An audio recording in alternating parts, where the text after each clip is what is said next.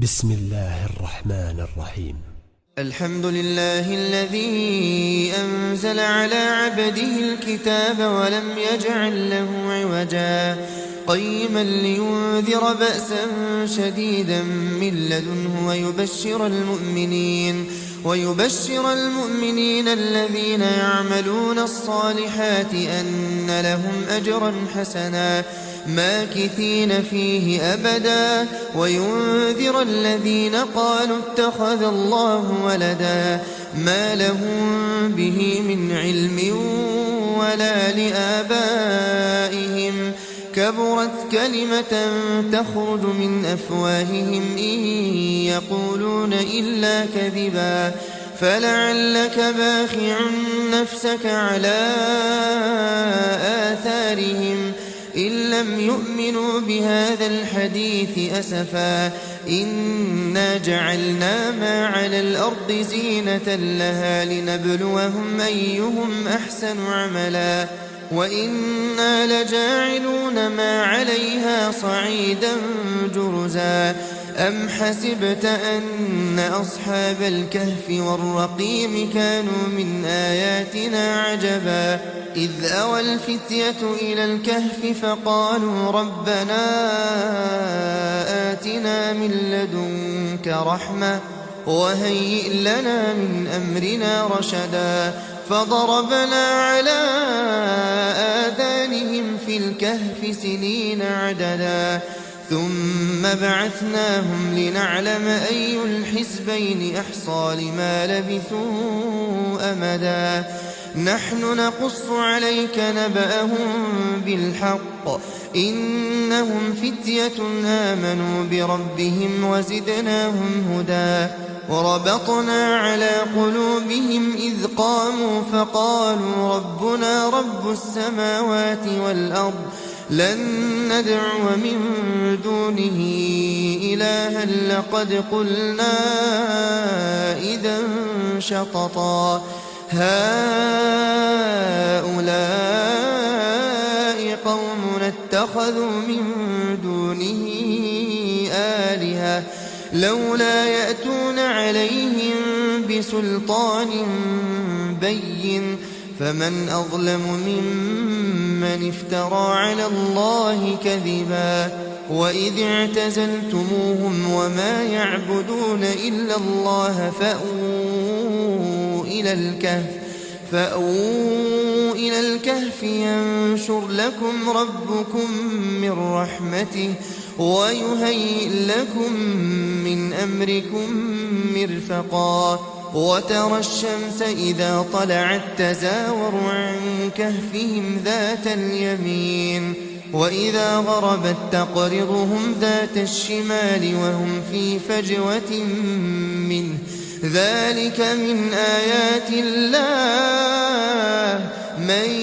يهد الله فهو المهتد ومن يضلل فلن تجد له وليا مرشدا وتحسبهم أيقاظا وهم رقود ونقلبهم ذات اليمين وذات الشمال وكلبهم باسط ذراعيه بالوصيد لو اطلعت عليهم لوليت منهم فرارا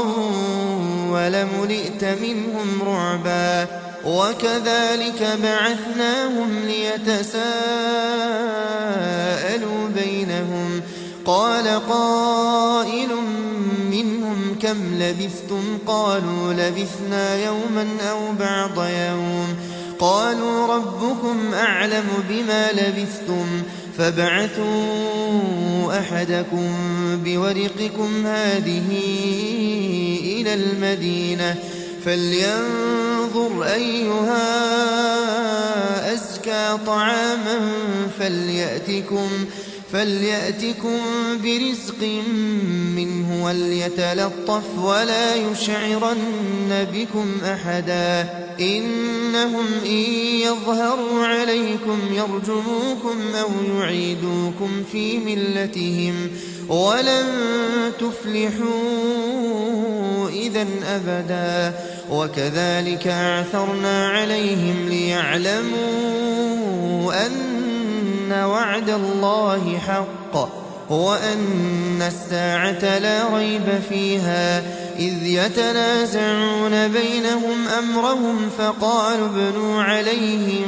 بنيانا ربهم أعلم بهم. قال الذين غلبوا على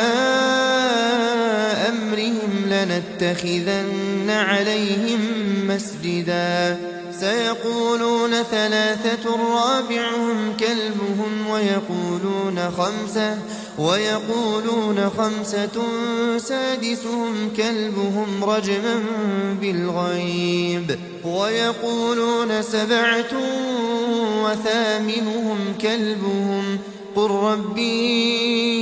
أعلم بعدتهم ما يعلمهم إلا قليل، فلا تمار فيهم إلا مراء ظاهرا ولا تستفت فيهم منهم أحدا. ولا تقولن لشيء إني فاعل ذلك غدا إلا أن يشاء الله. واذكر ربك إذا نسيت وقل عسى أن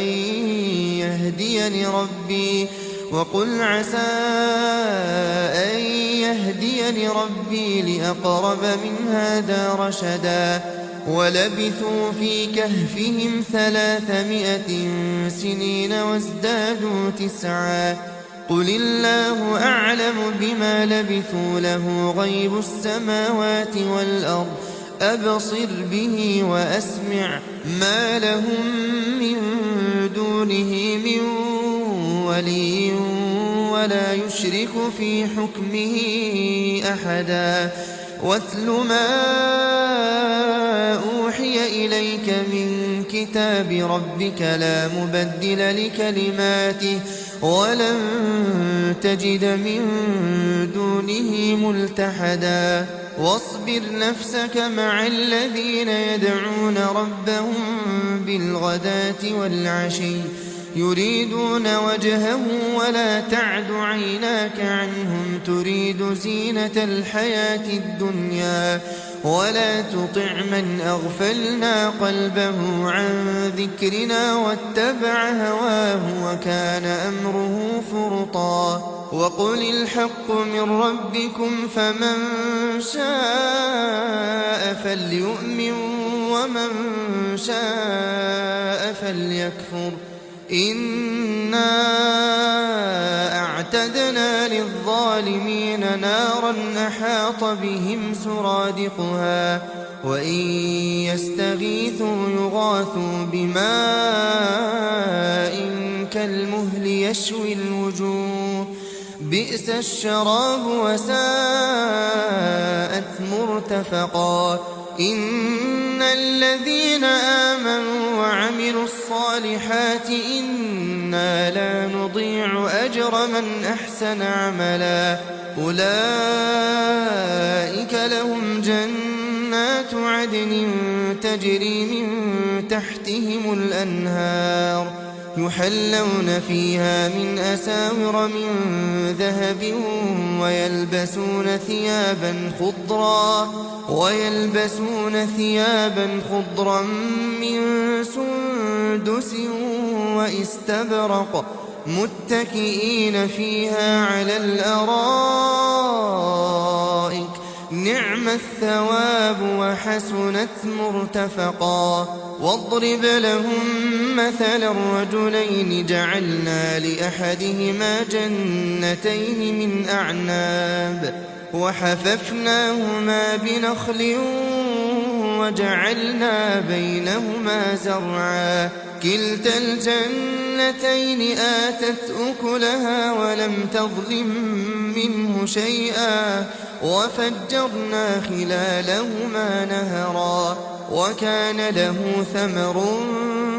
فقال لصاحبه وهو يحاوره أنا أكثر منك مالا وأعز نفرا ودخل جنته وهو ظالم لنفسه قال ما أظن أن تبيد هذه أبدا وما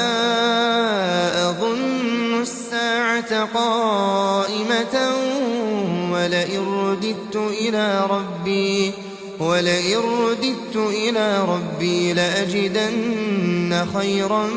منها منقلبا قال له صاحبه وهو يحاوره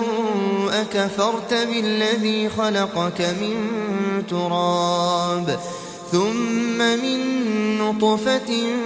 ثم سواك رجلا لكن هو الله ربي ولا أشرك بربي أحدا ولولا إذ دخلت جنتك قلت ما شاء الله لا قوة إلا بالله إن ترني أنا أقل منك مالا وولدا فعسى ربي أن يؤتيني خيرا من جنتك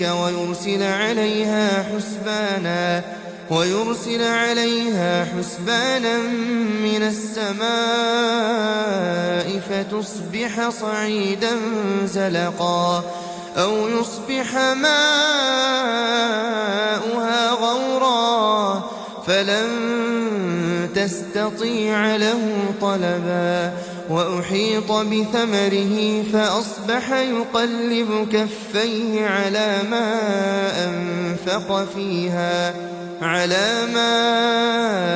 أنفق فيها وهي خاوية على عروشها ويقول يا ليتني لم أشرك بربي أحدا ولم تكن له فئة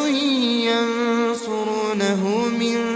دون الله وما كان منتصرا هنالك الولاية لله الحق هو خير ثوابا وخير عقبا واضرب لهم مثل الحياة الدنيا كماء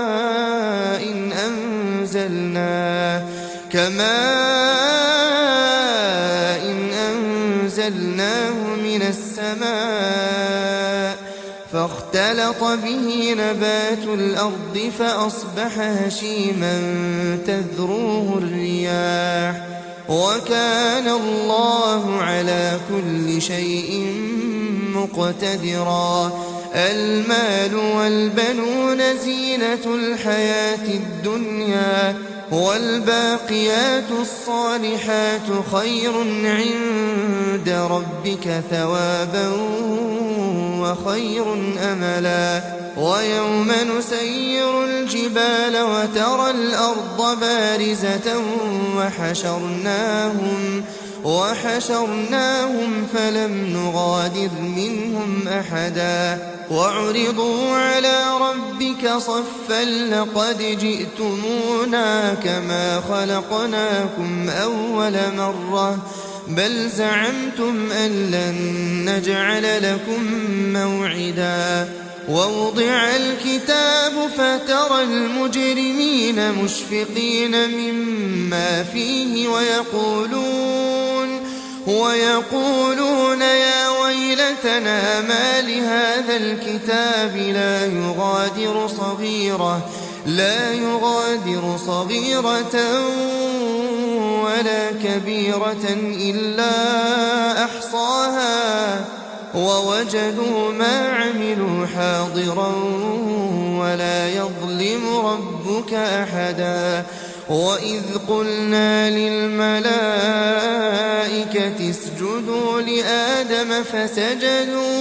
فسجدوا إلا إبليس كان من الجن ففسق عن أمر ربه أفتتخذونه وذريته أولياء من دوني وهم لكم عدو بئس للظالمين بدلا ما أشهدتهم خلق السماوات والأرض ولا خلق أنفسهم وما كنت متخذ المضلين عضدا ويوم يقول نادوا شركائي الذين زعمتم فدعوهم فلم يستجيبوا لهم وجعلنا بينهم موبقا ورأى المجرمون النار فظنوا أنهم مواقعوها ولم يجدوا عنها مصرفا ولقد صرفنا في هذا القرآن للناس من كل مثل وكان الإنسان أكثر شيء جدلا وما منع الناس أن يؤمنوا إذ جاءهم الهدى ويستغفروا ربهم إلا أن تأتيهم سنة الأولين أو يأتيهم العذاب قبلا وما نرسل المرسلين إلا مبشرين ومنذرين ويجادل الذين كفروا بالباطل ليدحضوا به الحق واتخذوا آياتي وما أنذروا هزوا ومن أظلم ممن ذكر بآيات ربه فأعرض عنها ونسي ما قدمت يداه إنا جعلنا على قلوبهم أكنة أن يفقهوه وفي آذانهم وقرا وإن تدعهم إلى الهدى فلن يهتدوا إذا أبدا وربك الغفور ذو الرحمة لو يؤاخذهم بما كسبوا لعجل لهم العذاب بل لهم موعد لن يجدوا من دونه موئلا وتلك القرى أهلكناهم لما ظلموا وجعلنا لمهلكهم موعدا وإذ قال موسى لفتاه لا أبرح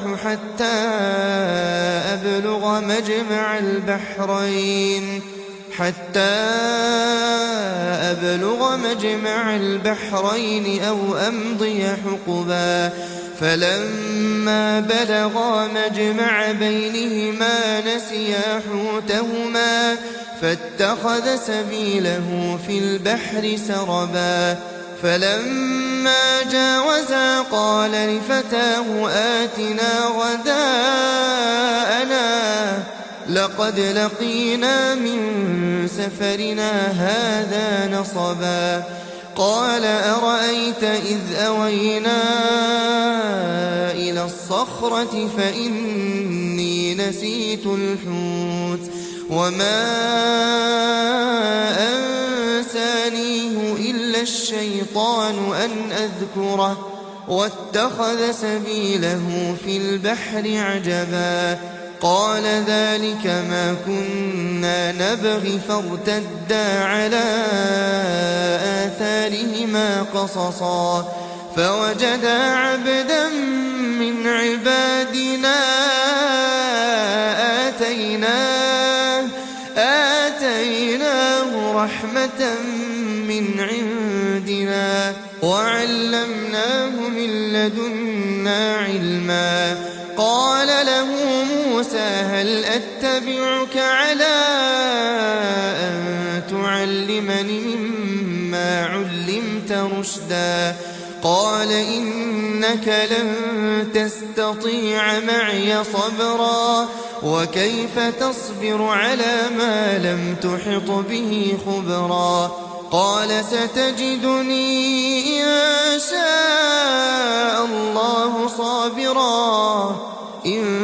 شاء الله صابرا ولا